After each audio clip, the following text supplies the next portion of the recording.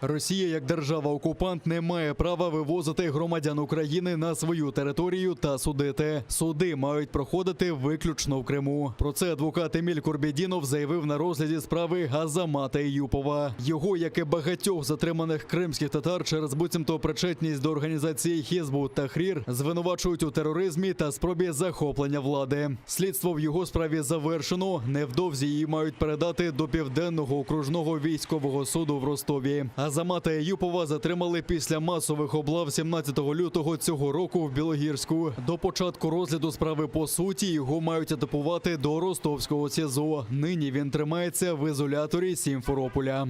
Мной было заявлено ходатайство о том, что запрещен угон с территории Крыма, что суды, Россия должна здесь создать суды, не политические суды, и в соответствии с 4-й Женевской конвенцией проводить свои судебные заседания, и в соответствии с соответствующим законодательством их проводить. Мой отец, он всегда боролся за справедливость, за освобождение своего крымско-татарского народа. Как в 1987 году он ездил на Красную площадь отстаивать права и говорит, что крымские татары не предатели. Также в 2019 году он ездил на Красную площадь и говорил, что мусульмане не террористы. Вся его жизнь состоит из борьбы на свой народ, за справедливость. И сегодня за эту справедливость, которую он нес, его и посадили.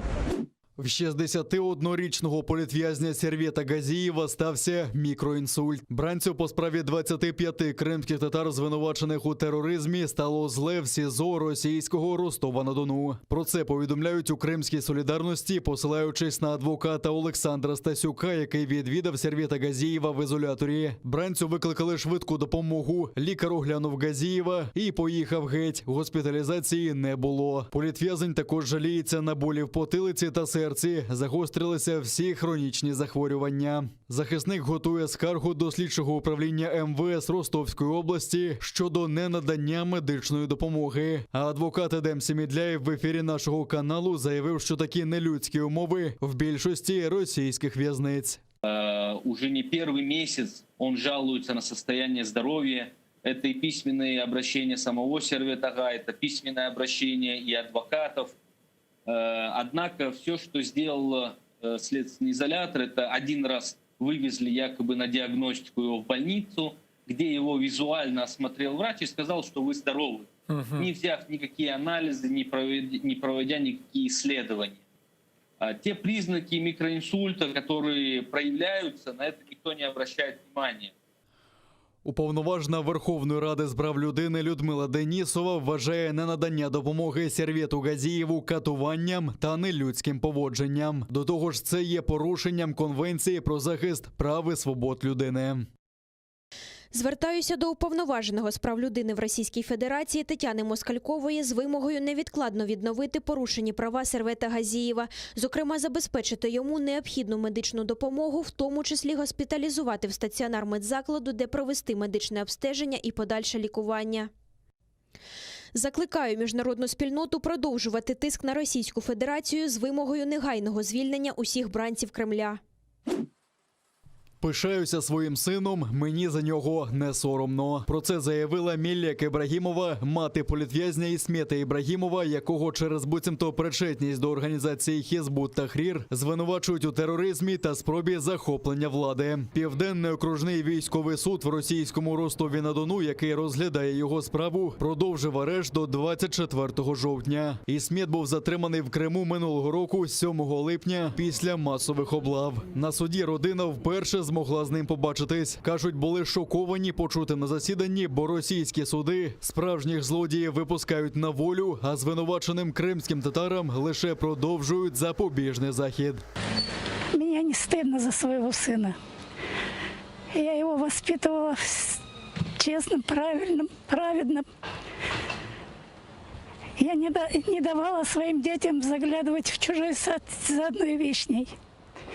Они знали, что это воровство. Однажды, я никогда в жизни никого не проклинаю. Однажды я недоброжелательно отозвалась. И мой сын Исмет мне сказал: «Анна, ну не тратьте на это время. Тратьте время на то, чтобы себе просить блага. И вот этот человек сейчас обвиняется в терроризме. Выросли в борьбе с этим империализмом, с этими происками зла и империализма. Мы детьми помним, как наши родители возвращались на нашу родину, чтобы процветать, воспитывать своих детей, нас, счастливо жить на своей земле. В свое время наших детов раскулачивали, забирали, отнимали имущество наших родителей, дедов, слабых, немощных, депортировали в 44-м, в то время, когда наши деды воевали за свою же эту родину. А теперь сейчас, когда мы хотим дальше жить и воспитывать уже своих детей на нашей земле, нас пытаются лишить нашей религии.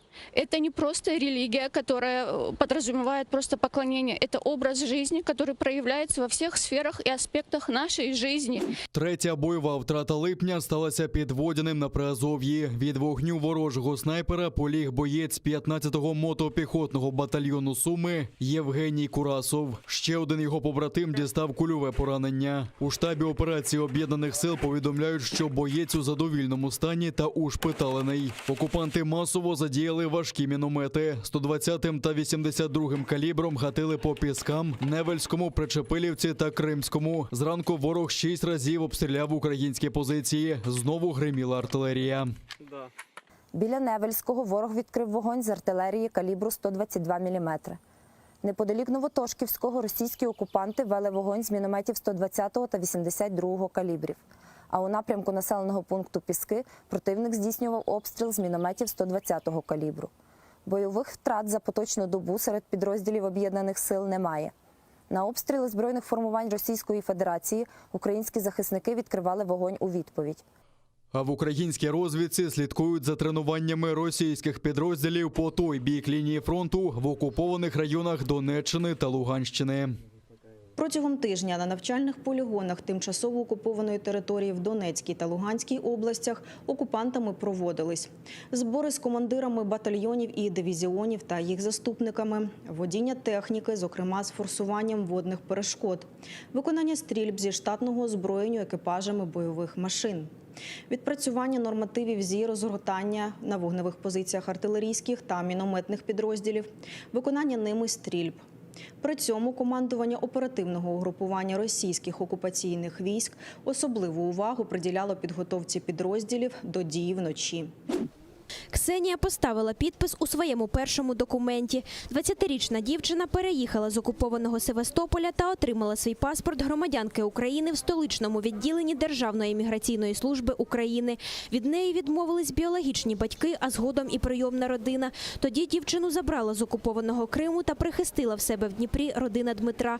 Впродовж 3 років Ксенія не могла отримати український паспорт. Неодноразово діставала відмови від державних структур, бо в електронній базі запису про її народження в Україні не було. Тобто, незважаючи на те, що в тебе є оригінал свідоцтва про народження, ІНН український, є документи зі школи, всі документи, які підтверджують все, вибачте, але без запису у електронній базі громадянство не можна підтвердити. Тому ми 3 роки виборювали це право на підтверджували своє право на громадянство. Проблема Ксенії набула чималого суспільного резонансу, а до справи долучилася координаторка проєкту «Окупація очима підлітків» Наталя Лютікова. Вона зняла відео про історію Ксенії і поділилася ним у соціальних мережах. Тоді можновладці почали з нею зв'язуватися та пропонувати допомогу в отриманні паспорта. До вирішення проблеми долучилися Міністерство реінтеграції окупованих територій, Представництво президента України в Криму, Офіс уповноваженого з прав людини, Моніторингова місія ООН в Україні та інші. Фактично Ксенія стала голосом десятків тисяч молодих людей, які на сьогодні є заручниками на окупованих територіях. Тому що вони, так само як і Ксенія, не можуть отримати свій перший паспорт, навіть маючи батьків. Найчастіше це пов'язано з тим, що батьки або через свою позицію, або через якісь інші причини, хвороби і так далі, не можуть виїхати або не хочуть виїхати на неокуповану, на підконтрольну Україні територію. І таким чином молода людина позбавлена можливості отримати паспорт. Наталя каже, що працює над подібними проблемами вже кілька років, але привернути до них увагу влади не вдавалося, бо ж мало хто був готовий говорити про свою проблему. Втім, Ксенія не з таких. Вона поділилася своєю історією, і тепер більше підлітків з окупованих територій зможуть отримати український паспорт, впевнена Наталя. Люди хочуть вірити, хочуть мати надію і хочуть легко потрапляти в Україну, легко мандрувати, отримувати тут роботу, вчитися. Для молоді Україна дуже важлива. І фактично ця історія дає можливість внести ці зміни. Ми віримо, що так і буде найближчим часом, адже вже ухвалена стратегія деокупації Криму. У нас попереду Кримська платформа, і я думаю, що такі важливі рішення, як спрощення процедур отримання документів для молоді з окупованих територій, це ще один з кроків для деокупації цих територій. Нині Ксенія починає нове життя. Наступний крок, каже, піти в автошколу та отримати водійські права. Також дівчина визначається щодо свого майбутнього фаху та освіти. Вообще хотелось бы пойти на психолога, помогать людям морально, потому что в таких ситуациях у большинства людей могут опускаться руки и никакой надежды на будущее.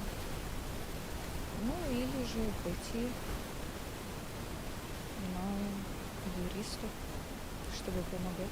За свої 20 років Ксенія пережила чимало випробувань. Тепер планує майбутнє на вільній частині України. Її історія має стати прикладом для інших підлітків з тимчасово окупованих українських земель та уроком для держави. 10 мільярдів рублів. У таку суму оцінив збитки від повеней в Криму московський куратор окупованого півострова Марат Хуснуллін. Він заявив, що має спеціальний штаб з окупаційним головою Криму Сергієм Аксьоновим, де вони разом підраховують збитки. Раніше Аксьонов говорив, що попередній збиток, нанесений Криму сильними зливами, оцінює в 12,5 мільярдів рублів. Зокрема, на ремонт дахів, підвалів та приміщень захотів близько 2,5 мільярдів. Але найбільше Аксьонов хоче на ремонт пошкоджених негодою шляхів. Втім, сума може змінитись, каже Хуснуллін, бо ж документи ще готуються. Також окупаційна влада відзвітувала про допомогу 2000 постраждалих від повені на сході та півдні Криму. За вщент знищене майно люди отримували від 10 до 100 тисяч рублів.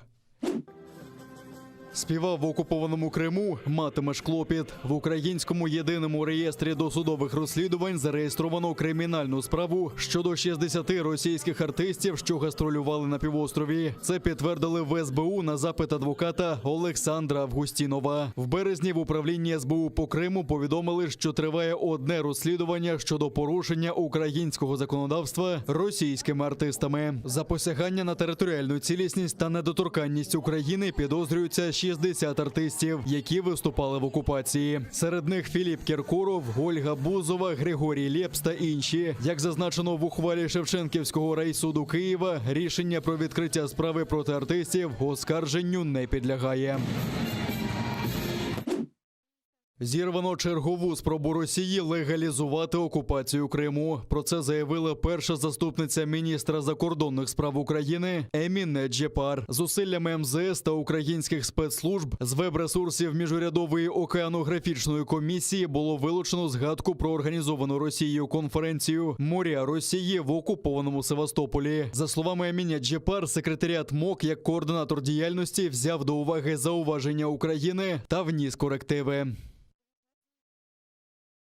Як результат, інформація про конференцію була вилучена із зазначених веб-ресурсів. Зокрема, на веб-сторінці 31-ї сесії Асамблеї МОК доповідь Російської Федерації, що містила перелік запланованих заходів на 2021 рік у рамках МОК ЮНЕСКО, включаючи конференцію «Моря Росії», була заблокована секретаріатом ЮНЕСКО. Секретаріат ЮНЕСКО відповідною нотою підтвердив свої зобов'язання щодо неухильного дотримання резолюції Генеральної асамблеї ООН від 27 березня 2014-го «Територіальна цілісність України», а також інших відповідних резолюцій Генеральної асамблеї ООН і рішень Виконавчої ради ЮНЕСКО.